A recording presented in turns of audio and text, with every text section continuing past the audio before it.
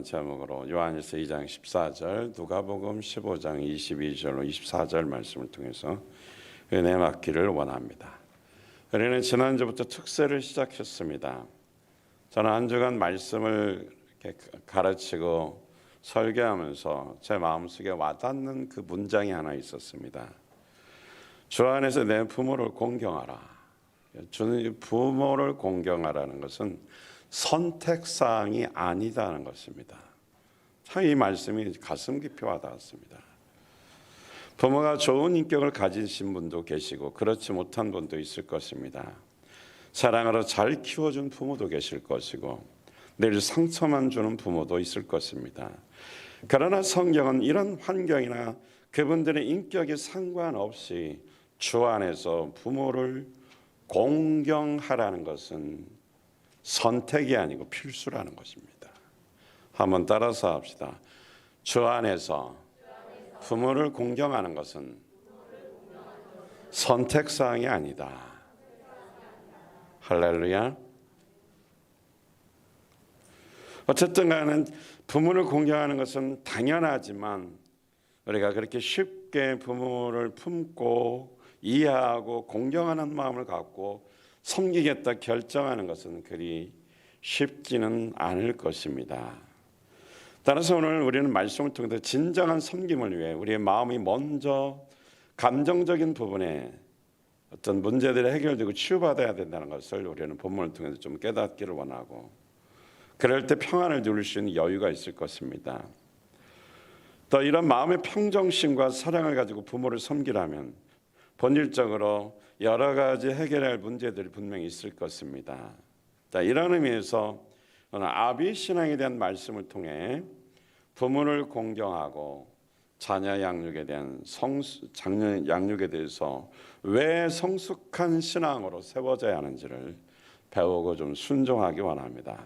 자, 먼저 그렇다면 첫째, 아비 신앙은 무엇일까요? 여기서 아비는 아버지만 의미한다고 생각하지 말고 어머니, 그러니까 아버지 어머니를 대표해서 아버지, 아비라고 이렇게 표현합니다. 아비의 신앙은 부모의 신앙을 의미합니다. 아비의 신앙은 한마디로 재생산할 수 있는 신앙을 말합니다. 재생산할 수 있는 능력을 말하는 거죠. 성경은 아비들아 부르면서 그 신앙에 대해서 사도 요한을 통해서 가르쳐주고 있습니다. 요한일서 2장 14절 말씀, 여기 오늘은 세번역이 아닌 이 부분은 개정성경 말씀으로 보겠습니다. 시작. 아비들아 내가 너에게 쓴 것은 너희가 아버지를 알았으며, 아비들아 내가 너에게 쓴 것은 너희가 태초부터 계신 이를 알았으며, 청년들아 내가 너희에게 쓴 것은 너희가 강하고 하나님의 말씀이 너희 안에 거하시며 너희가 흉악한 자를 이기었습니다. 할렐루야. 자, 여기 보면 아이들아, 아비들아, 청년들아, 이 세 부류에 대해서 지칭하면서 말씀을 하고 있습니다. 그때 당시 성도들에게 사실 편지지만 설교하는 내용이라고 볼 수 있습니다. 여기서 아이들아라는 것은 파이디온, 그러니까 새롭게 태어난 아기, 새 생명으로 태어난 아이를 말합니다. 인생의 첫 출발이죠. 이것을 우리는 예수님을 영접하여 중생했다, 거듭났다, 다시 태어났다고 표현합니다. 죄인된 인간이 사망에 이르렀다가 예수님을 영접해서 새 생명을 얻어 하나님의 자녀로 태어난 것, 죄사함을 받아 새롭게 인생을 시작한 그 출발점을 어린아이들아라고 영적으로 말합니다. 그래서 영적인 어린이들은 새 생명을 얻어 이제 예쁘고 건강하게 어떻게 성장하기만 하면 됩니다. 아이들은 육체적으로 잘 발달되어 키도 커야 되고 또 인격적으로도 선하게 잘 자라야 합니다. 그들은 성장하면서 아버지 어머니를 부르기 시작하고 그들의 모든 삶에서 부모는 절대적인 하나님이 되는 것입니다. 아이들에게 부모는 어떤 존재라고요? 절대적인 하나님으로 보입니다. 그 아이들은 부모님을 통해서 보고 배웁니다. 그래서 가정의 아비들의 모습은 자녀들에게 아주 귀한 선생이고 모델이기 때문에 건강하고 성실하게 하나님의 형상을 닮아가며 살아야 할 것입니다.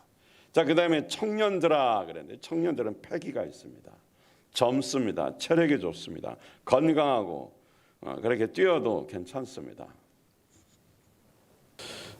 우리 하은이가 아까 불걸음 막 가다가 철푸덕하고 넘어지는데 나는 교회가 무너지는 줄 알았는데 무릎이 많이 아플 건데 그래도 뻘떡 일어나는 거 보니까 젊은 것 같아요.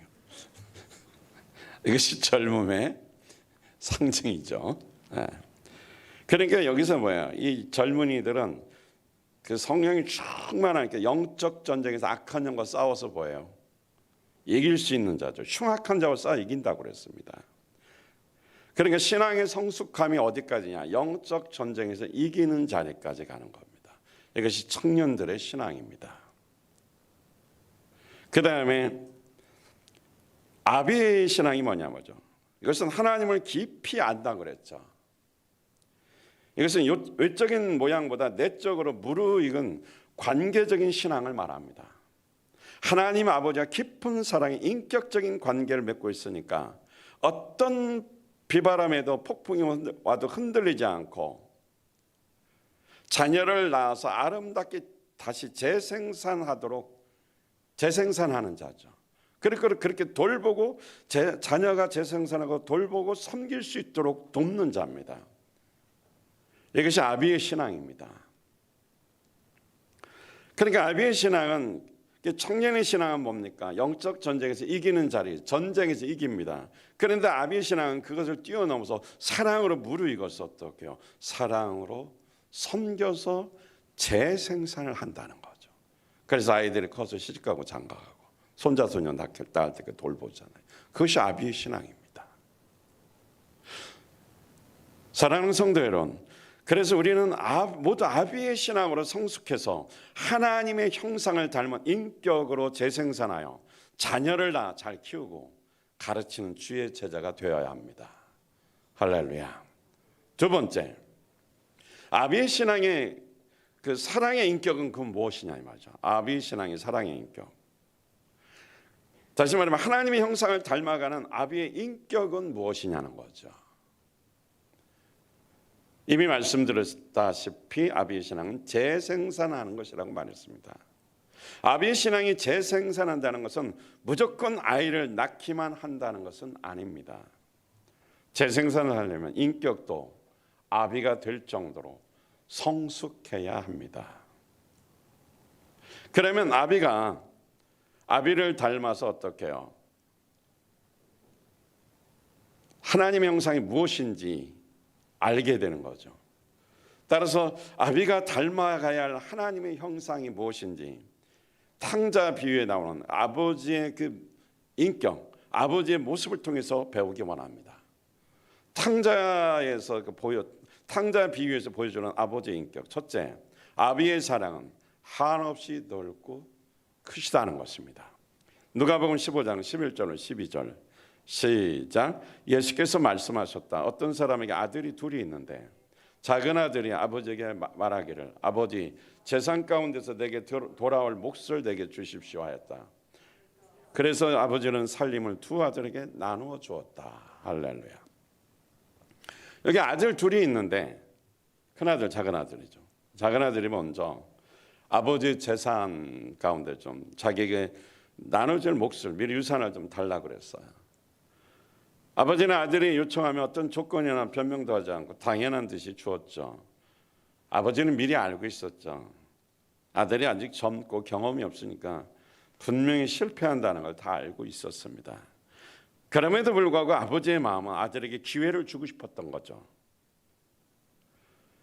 어쨌든 이 아들은 의기양양해서 아버지에게서 독립해서 멀리 가서 사업에서 뭔가 성공하고 돌아올 걸 생각하고 갔는데 가자마자 참 세상이 안 따라줘. 운이 없죠. 세상 말로.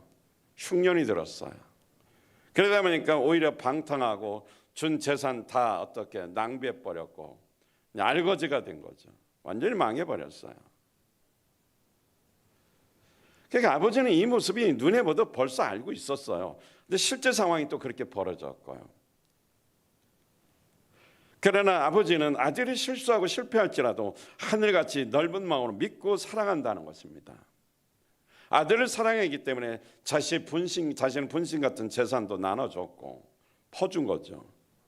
이것을 우리는 긍정적으로 이 그 부자지간의 이 모습을 통해서 하나님의 풍성하신 사랑으로 인식하고 그 깊이 있는 하나님의 그 사랑을 우리는 깨달아야 할 것입니다. 제가 어제 새벽 설교 말씀 속에 함께 나눈 건데 양자됨, 입양에 대해서 우리가 같이 말씀을 나눴습니다. 입양된 하나님 아버지의 그 양자됨에 대한 인식을 우리는 배웠습니다.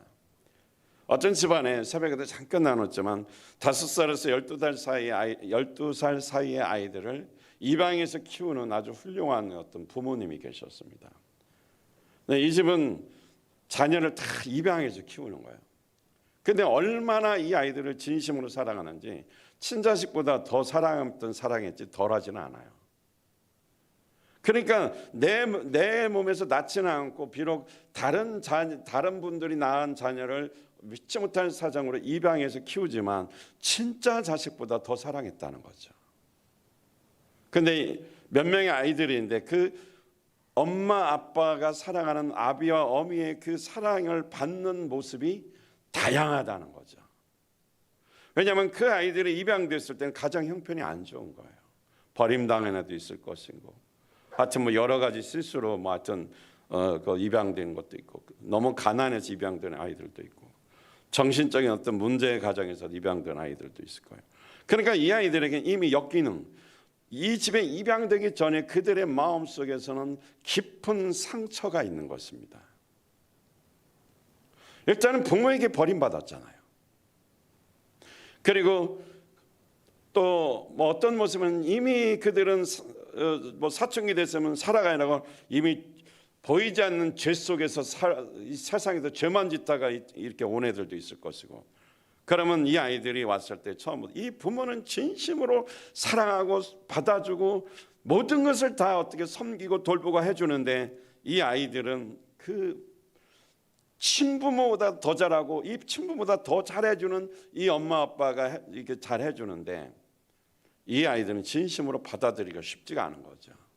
아이들의 편에서는 무엇을, 우리를 어떻게 이용하려고 저렇게 친절하게 해주지? 저게 얼마나 갈까? 가식일까? 위선일 거야? 저건 전부 다 연극하는 거야? 드라마 쓰는 거야? 그 반응으로 진짜 그 입양을 했지만 진짜 부모인데 그 법적으로도 하자가 없어요. 그들에게 그 집에 재산이 있다면 법적으로 유산이나 받아가야 할 모든 것이 동등하게 자식과 똑같이 법적으로 인정이 되고 하자가 없어요. 그럼에도 불구하고 너는 내 아들이다, 내 딸이다 그런데 이 아이들이 자라난 환경에 그 아픔과 상처와 실수와 이 죄 때문에 아버지를 못 받아들이는 거예요. 위선자로 보는 거죠. 저거 가식일 거야. 얼마나 하나 두고 보자. 아마 제가 그 어떤 사역을 할 때 그렇게 생각하는 사람들도 가끔 종종 있었던 것 같아요. 목사님 저거 얼마나 하나 보자. 저거 다 쇼하는 걸 거야. 섬기는 척 할 거야. 그냥 교인들 그냥 이렇게 저기 이끌어 가려고 저 폼 잡고 하는 걸 거야. 이런 오해하는 사람도 꽤 있었던 것 같아요. 제가 며칠 전에 그 영상 하나 봤는데 그 어느 교회에서 목자가 3번 분가한 목자가 그 분가하는 모습 그거를 이렇게 간증하면서 목자의 간증하는 걸 들었어요. 근데 작년에 코로나 때문에 여름 수련을 하는데 다 같이 모일 수 없으니까 그때만 해도 뭐 4명, 5명 그 모임 규제가 없었으니까 소그룹은 어느 정도 모일 수 있었으니까 목장이 알아서 자체적으로 수련을 하라고 그랬어요. 그리고 이제 자료 주고 그리고 알아서 준비하라고 목장별로. 그랬더니 뭐 그래 몇십 년을 했던 목장임에도 불구하고 이렇게 오해를 했답니다. 목사님이 이제 자기 귀찮으니까 이런 것까지 우리한테 맡기는 거야. 이게 목장임에도 이렇게 툴툴 불통했다는 거죠.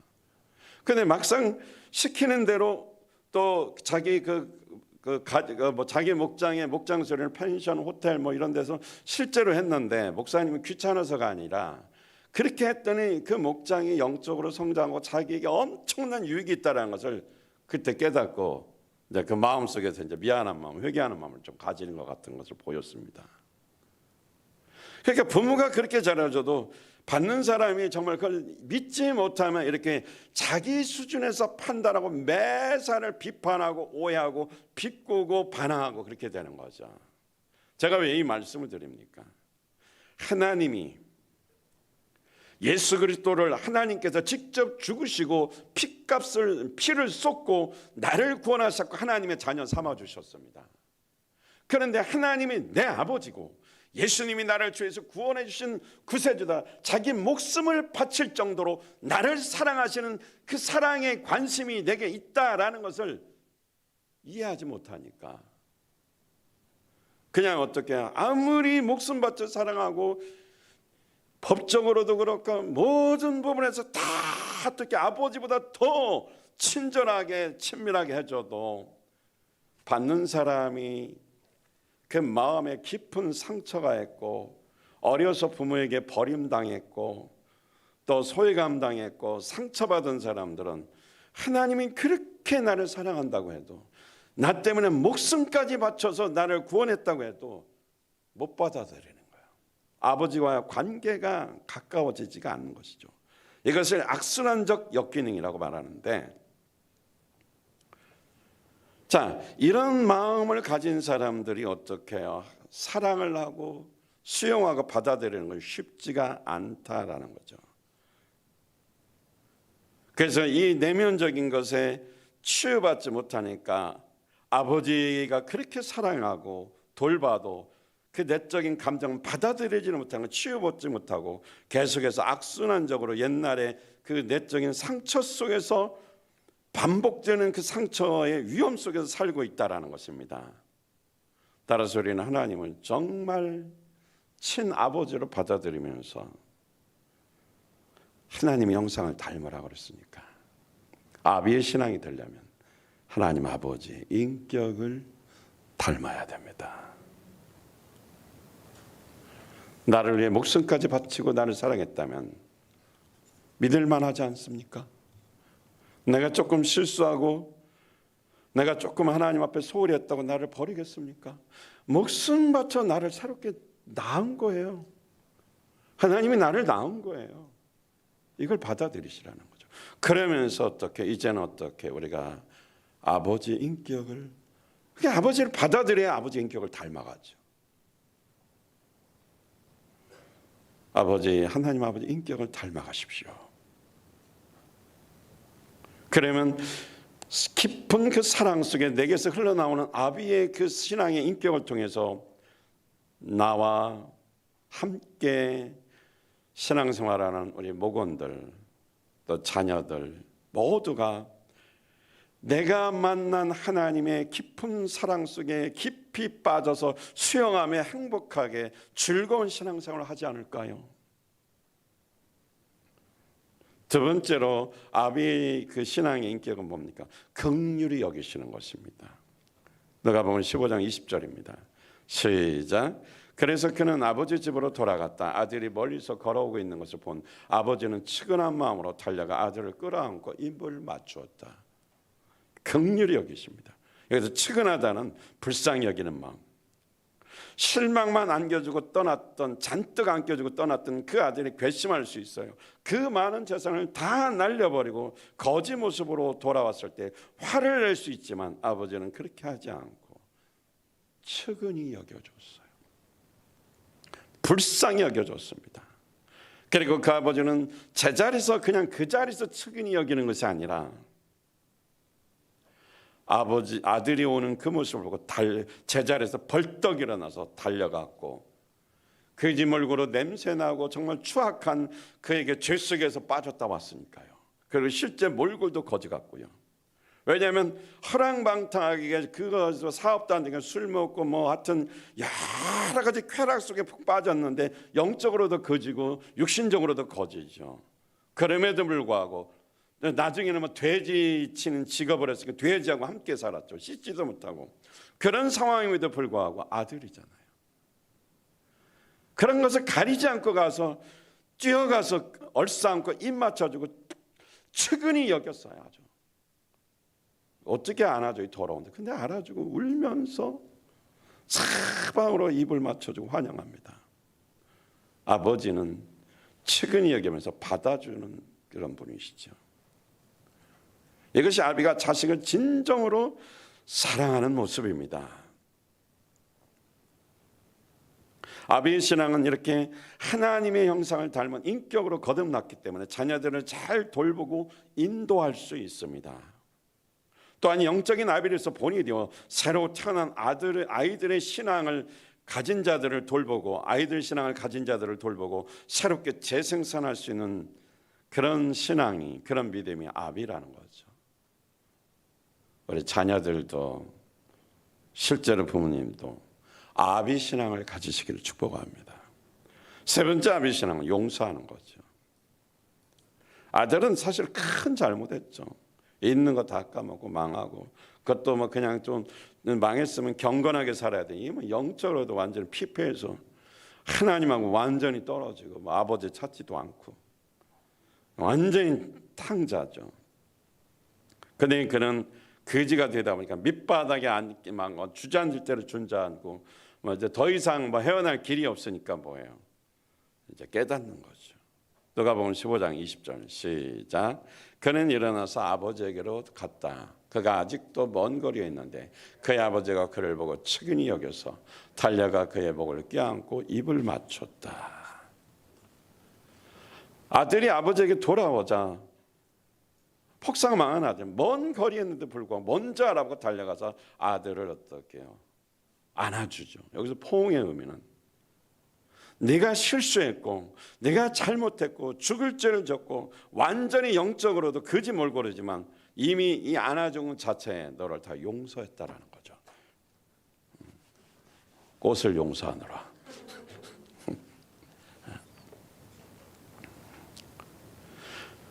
그러니까 아들은 아버지에게 가기만 하면 가서 내가 잘못했다고 회개하겠다고 결심했는데, 아들이 아버지 내가 그동안 정말 철이 없어서 잘못했어요. 이제 무릎 꿇어 회개합니다.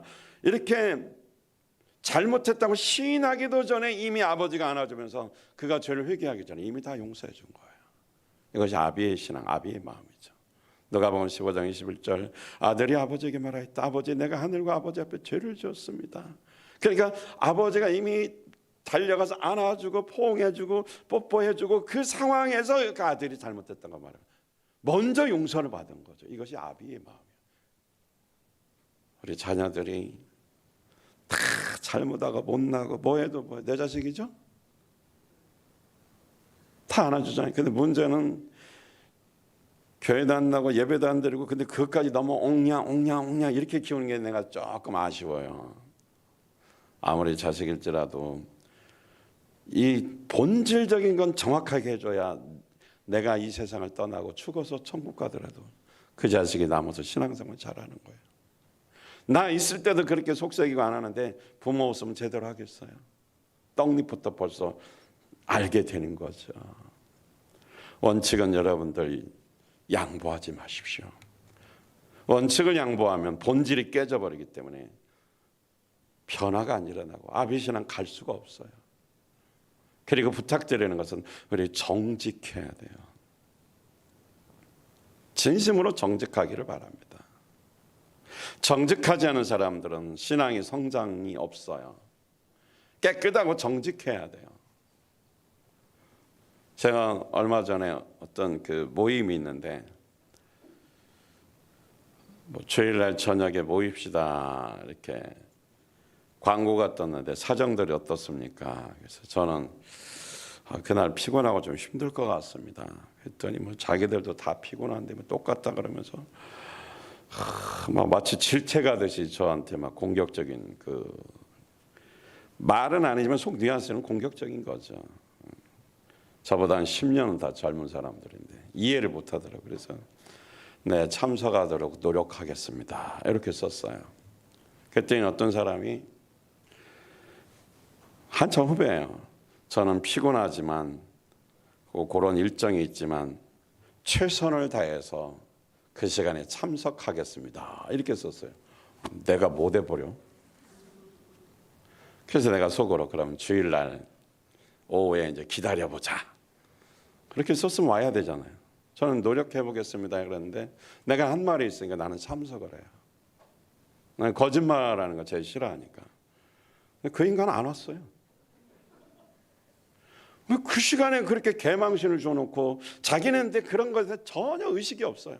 거짓말했잖아. 어쨌든 참석 안 할 거 뻔히 알면서 마치 최선을 다해서 참석하겠습니다. 그러니까 완전히 노력하겠습니다. 그 부분이 좀 힘드니까 좀 이렇습니다. 그러니까 나는 아주 불평한 사람이 돼버리고 나쁜 사람을 만들어 버렸더라고요. 근데 본인들은 그런 생각을 전혀 안 해요. 근데 저는 계속 그 부분을, 왜냐하면 그가 한 말이 있기 때문에 이 말을 지키나 안 지키나 본 거죠. 안 지켰어요. 근데 그 부분에서 사과를 했느냐? 안 했어요. 아무렇지도 않아요. 근데 사람들은 대부분 그럴 수도 있지 이렇게 생각합니다. 그러나 하나님 앞에는 절대적으로 그럴 수 있지가 않아요. 그거 걸려요. 하나님은 언젠가는 그거 짚으면서 너 그때 그 말한 거 회개해야지 하면서 한 번은 다루게 되어 있어요. 우리가 아비로서 받아주고 용서하고 사랑하는 이런 삶을 살아가는데 여기서 중요한 것은 진짜로 사랑하는 정직함이 있어야 되고, 돌려대는 것이라도 감싸려고 거짓말은 좀 안 했으면 좋겠어요. 거짓말하는 사람은 열매 못 맺어요. 쌓았다가 다 까먹어요. 뭔가 공동탐이 좀 있다가 다 무너져 버려요. 그 거짓말 때문에 그래요. 정직하고 좀 진실하시는 아비의 신앙이 되기를 바랍니다. 그러면 어떻게 아비는 어떻든 다 그것도 용서하고, 그 아들이 어떻게 처음에 뭐 잘하겠다 어떤 면에서 아들도 거짓말을 살짝 한 거나 마찬가지인데 아들 만나자마자 책망 안 했어요. 자기 모든 것을 다 날려 먹었지만 오히려 그 더러운 옷을 벗겨서 목욕시켜주고 새 옷을 입히고 가락지를 끼고 다시 잃어버렸던 아들의 권세, 왕의 권세를 어떻게 해요? 다시금 어떻게 회복시켜주고 인정해줬습니다. 그러면서 송아지를 잡아서 온 동네 사람들 모아놓고 이는 죽었다가 살았다 이랬던 아들을 찾았다 그러면서 잔치를 벌여서 이는 내 아들이다 그러고 아들의 법적인 모든 권리를 회복시켜 주셨습니다. 이것이 아버지가 아들을 용서하는 모습입니다. 이 아들은 아버지의 사랑을 보고 배우지 않을까요? 새롭게 인생을 살 기회를 준 아버지의 모습입니다. 자, 이 말씀을 잘 들으면서 제가 왜 이 말씀을 드리는 의도가 있어요. 우리는 어버이날 되면 자녀들이여 어버이에게 순종하고 잘 섬기십시오. 또 어린이날 되면 어버이들이여 어머니 아버지 자녀들을 노엽게 하시고 잘 키우십시오. 뭐 이런 설교만 하는데 너무 이거는 제가 볼 때는 뻔한 설교예요. 자식도 부모를 섬기는데 이런 아비의 신앙을 가질 때 부모를 섬기고 돌볼 수 있잖아요. 그리고 목자들이니까 이 신앙이 있어야 어린아이들이 이 초등학생 목자도 재생산할 수 있는 거예요. 그러니까 서로 받으려고 하는 것이 아니라 지금 이 설교의 의도는 뭡니까?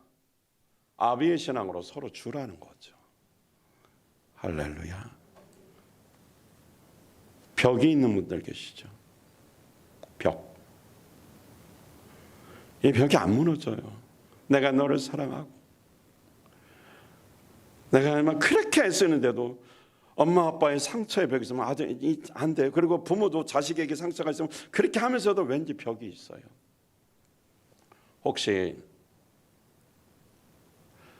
엄마와 딸의 관계에 혹시 벽이 있어요? 딸에게 상처를 줬어요. 그럼 혹시 나한테 제사니까 나 아들 주지 말고 딸한테 다 주고 가세요.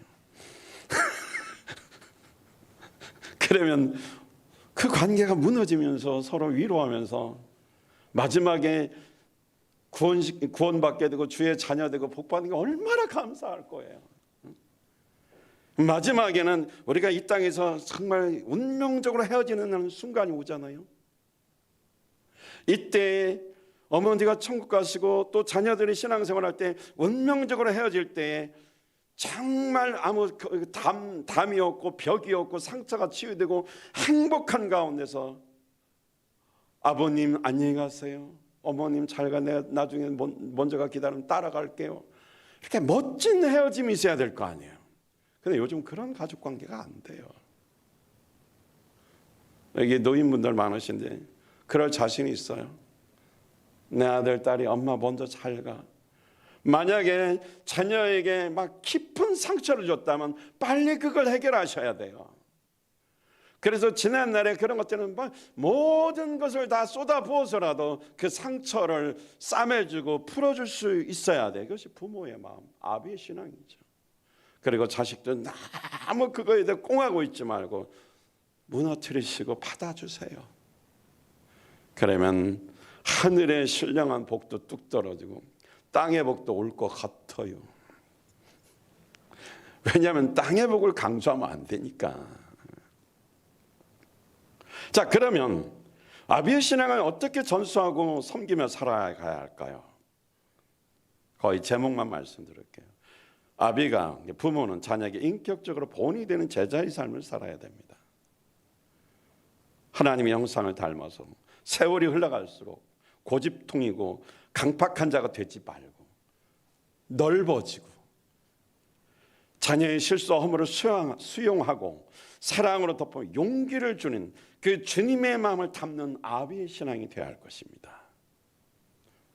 자녀의 부족함이 있지만 질책보다는 불쌍히 여기고 사랑을 확인해주고 다시 일어서도록 주 안에서 새 힘을 공급해주는 아비의 모습이 되기를 바랍니다. 그들이 힘들고 어려울 때 부모를 만나면, 아비를 만나면 회복되고 처음부터 새롭게 시작할 수 있는 능력이 공급되는 은혜가 있어야 할 것입니다. 에베소 6장 4절, 또 아비된 이 여러분의 자녀를 노엽게 하지 말고 주님의 훈련과 훈계로 기르십시오. 자녀를 노엽게 하지 말고 잘 양육해서, 우리 부모님을 만나면 자녀가 새 힘을 얻는 거죠. 엄마 아빠만 보면 막 자녀들이 그냥 사회 속에서 실패하고 패잔병으로 있다가도 엄마 아빠만 보면 그냥 빵긋빵긋 웃으면서 막 다시 막 일할 용기가 솟아나야 돼요. 그런데 이미 집구석이라고 오기만 하면 아주 오기도 싫어. 그러면 그 부모가 인격적으로 존중받겠느냐고요. 힘들 때 그 집을 찾아오는 자녀들이 된다면 제가 볼 땐 그 집은 적어도 아비 신앙이에요.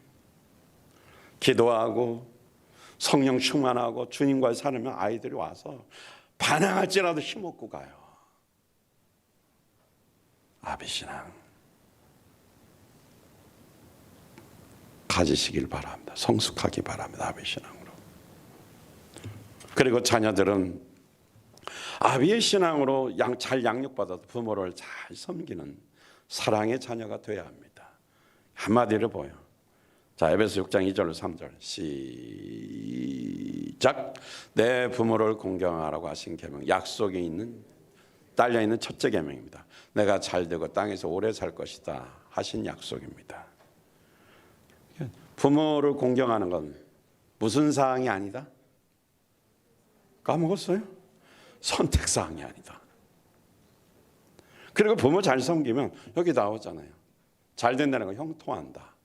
그리고 땅에서 오래 장수한다. 건강하고 행복하게 잘 사는 거. 그런데 부모를 섬기는데 여기 하나 조건이 있어요. 주 안에서예요. 주 안에서. 너무 인간적으로 부모와 좋은 관계가 아니라 주님 안에서 좋아야 그게 행복한 거예요. 그러니까 안 믿는 부모도 다 예수 믿게 만들어야죠.